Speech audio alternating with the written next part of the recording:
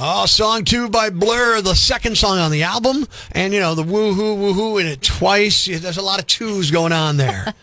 Northeast PA's classic rock. They say we can't agree on anything anymore. Kate, I say untrue. It's Prospector Show on Rock 107. The entire office here at Rock 107 all came together to take on one person yesterday. Now, a little backstory. About 18 months ago, the family that owns us... Hey, they employ us. They don't own us. Okay, right. They own Rock 107. Well, they sold the newspaper that this building is named after, the Scranton Times building, and we went from having like 100-plus folks in the building to having about 30 people in the building. That freed up a crap load of parking spots in the lot behind the Scranton Times building. And the lot is private. It is marked as such. But it's a lot that anyone can easily drive into because although there are gates, one side of the lot is gateless. Yeah, it was that way because you had to allow room for the big trucks that carried the newsprint and then the paper back to the building here or whatever to navigate. It's a gaping hole. It allows anybody with the stones to pull into our lot and park.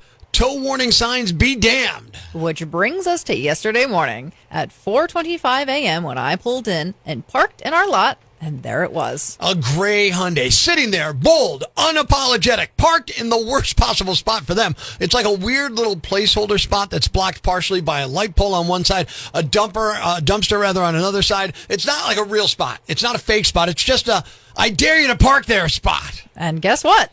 They got parked in. Yeah. The fine upstanding people here at Rock 107, united by one common enemy, saw that rogue Hyundai and went, oh, you want to play games? Let's play some games! One by one, employees parked in every spot around it, blocking it in. Office manager parked next to it. Sales guy parked behind it. It was like a strategic military operation. And then we waited. Now, hours passed, no sign of the owner. At one point, the city parking enforcement vehicle was out there, so somebody must have made a phone call. The tension built. Then finally, the trespasser arrived. And I was up watching from one of the bathroom windows, and let me tell you, the look on their face was priceless. They scanned the lot, then did a slow, panicked, oh no, turn. Looked at their Hyundai, looked at the fortress of employee vehicles, and then looked back at their Hyundai. So obviously at this point, you got two choices.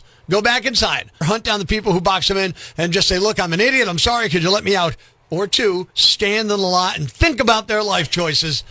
They chose number two. They just stood there, phone in hand, probably Googling how to teleport your car. Eventually, we did let them out after enough suffering. But you know that person will never park there again. Yeah, not there, but they're in the lot today. They're still in the lot. They're still there. So people say you can't agree on anything anymore? I disagree with that. Because yesterday, we all came together to make a stranger's life just a little bit harder. And isn't that what America's all about?